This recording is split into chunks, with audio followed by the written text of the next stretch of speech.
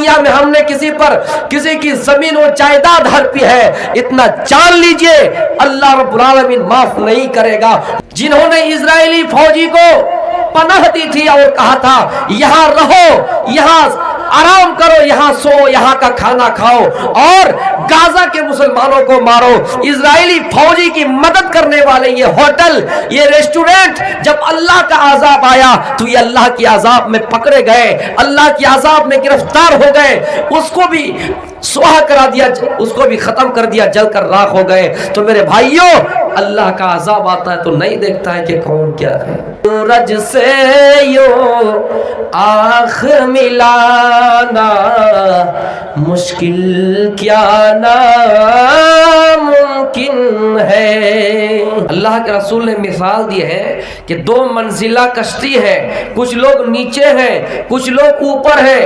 اگر نیچے والے بار بار اوپر نہ جائے کہ ہاں ہو سکتا ہے کہ اوپر والے کو ڈسٹرب ہوگا اور کشتی کا نچلا حصہ سوراخ کر دے تو پانی جب نیچے سے آئے گا، نچلا منزل جو ہے، نیچے منزل کے جو لوگ ہیں وہاں پانی بھر جائے گا، وہ لوگ ڈوبیں گے لیکن اوپر والے کو بھی لے کر ڈوب جائیں گے۔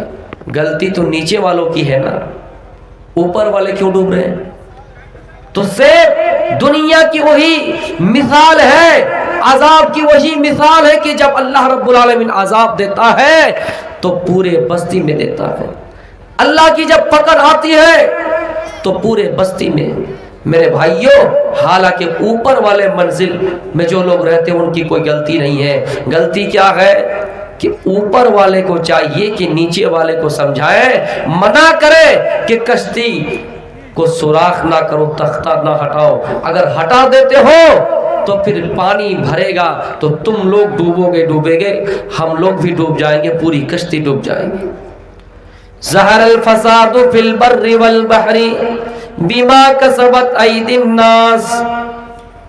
اے لوگوں، خشکی میں اور تری میں کہیں بگاڑ نظر آئے، خشکی اور تری میں جب فساد نظر آئے، بگاڑ نظر آئے، بما کسبت ایدی الناس، یہ لوگوں کے بدعمالیوں کا نتیجہ ہے، یہ گناہوں کا نتیجہ ہے۔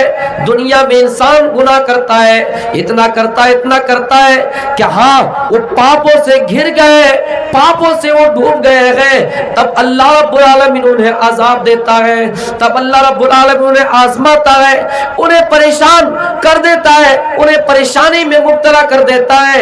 میرے بھائیوں، جب اللہ کا عذاب آئے، جب اللہ رب العالمین ہم پر مصیبت نازل کرے تو یہ ہمارے گناہوں کی وجہ سے ہی، ہمارے گناہوں کا سبب ہے، ہمارے بدعمالیوں کا نتیجہ ہے۔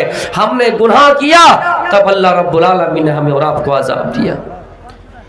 امریکہ میں آگ لگی، امریکہ سپر پاور ملک ہے، 50 ریاستوں سے مل کر بنا ہے، جن کے پاس مشینیں ہیں، جن کے پاس آلات ہیں، جن کے پاس آگ بجھانے کے لیے ساری چیزیں ہیں، لیکن ہاں جب اللہ کا عذاب آیا، اس شہر میں آگ لگی جس کو لاس اینجلس کہا جاتا ہے۔ یہ امریکہ کا دوسرا سب سے بڑا شہر ہے اور یہ کیلیفورنیا ریاست کا سب سے بڑا شہر ہے۔ وہاں پر آگ لگی، پورے گھر کو جلا دیے، پورے شہر جل گئے، پورے گھر جل گئے، کتنی عمارتیں برباد ہو گئی، کتنے لوگ مارے گئے۔ میرے بھائیوں، یہ اللہ کا عذاب نہیں تو اور کیا ہے، یہ اللہ کی آزمائش نہیں ہے تو اور کیا ہے۔ میرے بھائیوں، اب وجہ کیا ہے کہ اللہ رب العالمین نے وہاں عذاب دیا؟ وجہ کیا ہے کہ آگ لگی؟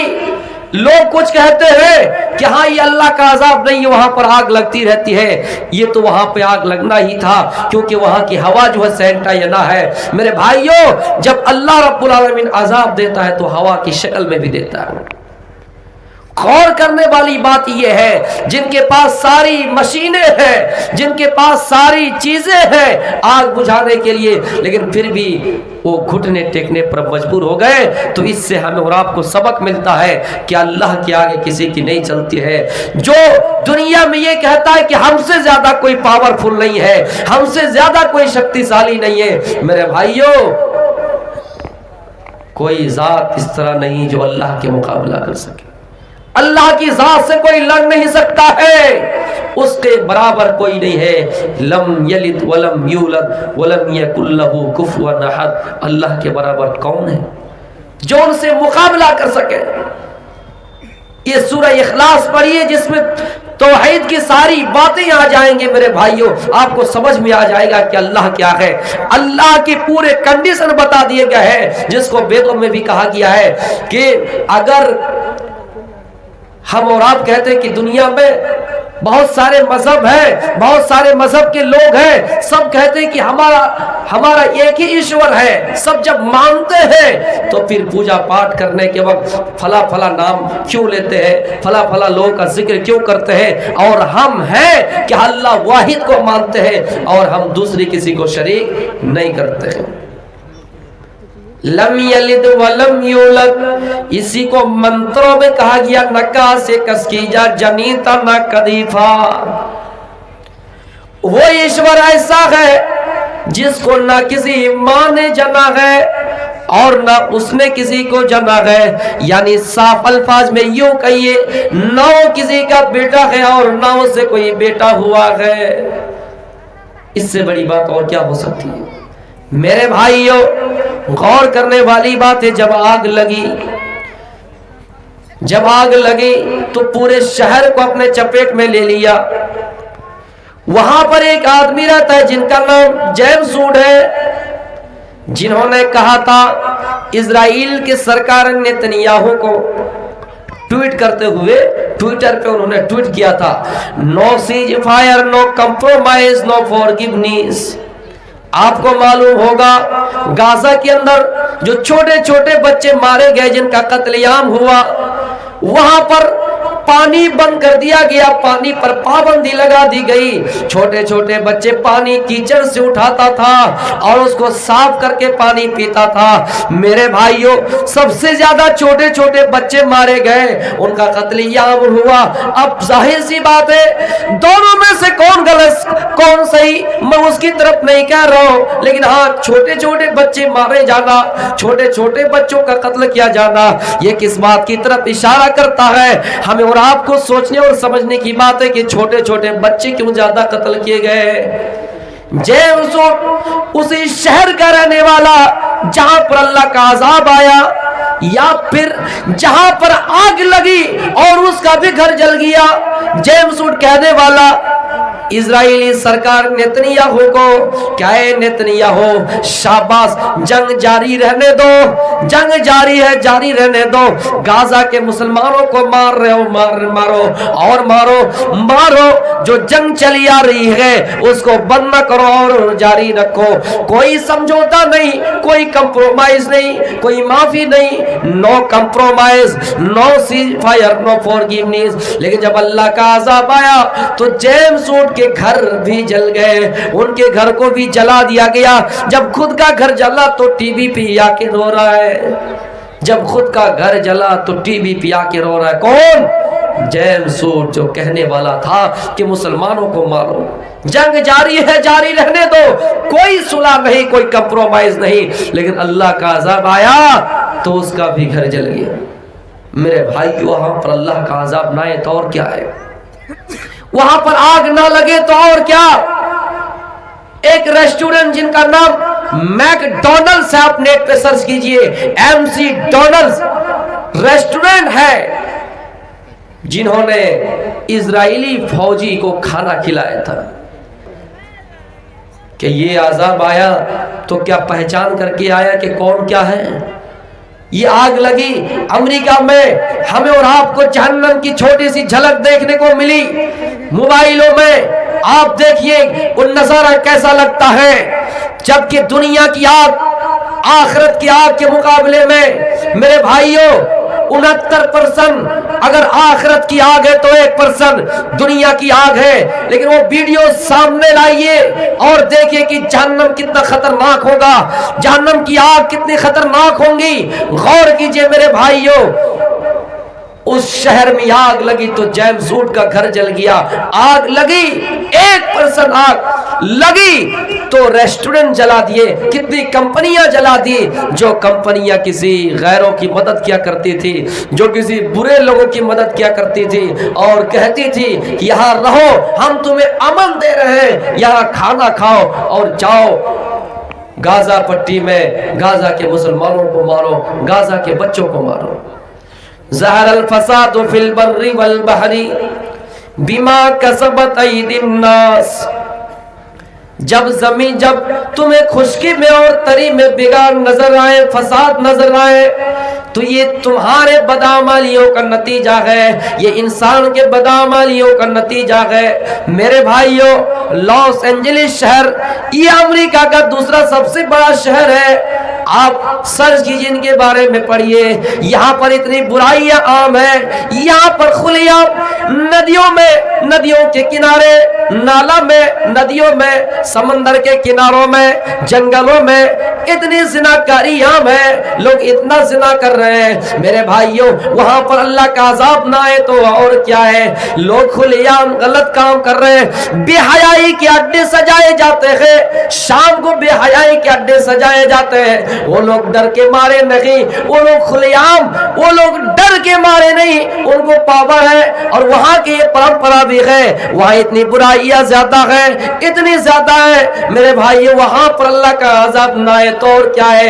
एक यूनिवर्सिटी को सर्च किया गया, खंगाला गया और वहां की कुछ रिपोर्ट्स निकले, वहां की कुछ खबरें शाये हुई मेरे भाइयों। वहां पर कहा गया और लिखा गया, ये बात कही गई कि यहाँ रहने वाली लड़कियां 70% से ज्यादा इस तरह है जो शादी से पहले इनके यहाँ बच्चा पैदा हो जाता है, जो शादी से पहले इनका हमल ठहर जाता है। इतनी बुराइयां हो, जहां पर अल्लाह का नाम लेने वाला कोई ना हो वहां पर अल्लाह का अज़ाब ना है तो और क्या है। वो छोड़िए, ये अमेरिका जो दुनिया में सुपर पावर होने का नाज करता है और पूरी दुनिया के मुसलमानों को, पूरी दुनिया के लोगों को डराता है और लोगों से डरते भी कि कहीं कोई ऐसा ना हो कि हम पर हलाक, कहीं ऐसा ना हो कि हम पर हमला कर दे, कहीं ऐसा ना हो कि हम पर अटैक कर दे। हाँ, यही वो अमेरिका है जो इराक की ईंट से ईंट बजा दी, अफगानिस्तान पर हमला किया, कितने मुसलमान को बर्बाद कर दिया, कितने मुस्लिम ममालिक को बर्बाद कर दिया। मेरे भाइयों, ये सुपर पावर तुम हो, हाँ तुम इंसान के नजर में हो सकते हो लेकिन अल्लाह की नजर में नहीं हो सकते हो। किसी ने कहा वहां पर आग लगी तो ऐसे लगी गोया कि वहां पर परमाणु बम गिरा दिया गया हो। मेरे भाइयों, हाँ अल्लाह का जब अजाब आया, आग लगी तो अमेरिका घुटने टेकने पर मजबूर हो गए। इसलिए मेरे भाइयों, अपनी ताकत पर नाज ना करो, गुरूर ना करो, फखर ना करो। ये ताकत है, अल्लाह की ताकत की आगे कुछ नहीं है। अल्लाह कहता है बंदो, मैंने तुम्हारी रस्सी को ढील दे रखा है, मैंने तुम्हारी रस्सी को छोड़ रखा है, लेकिन जरूर तुम हमारी गिरफ्त में आओगे, जरूर तुम पकड़े जाओगे, वहां तुम्हारी नहीं चलेगी।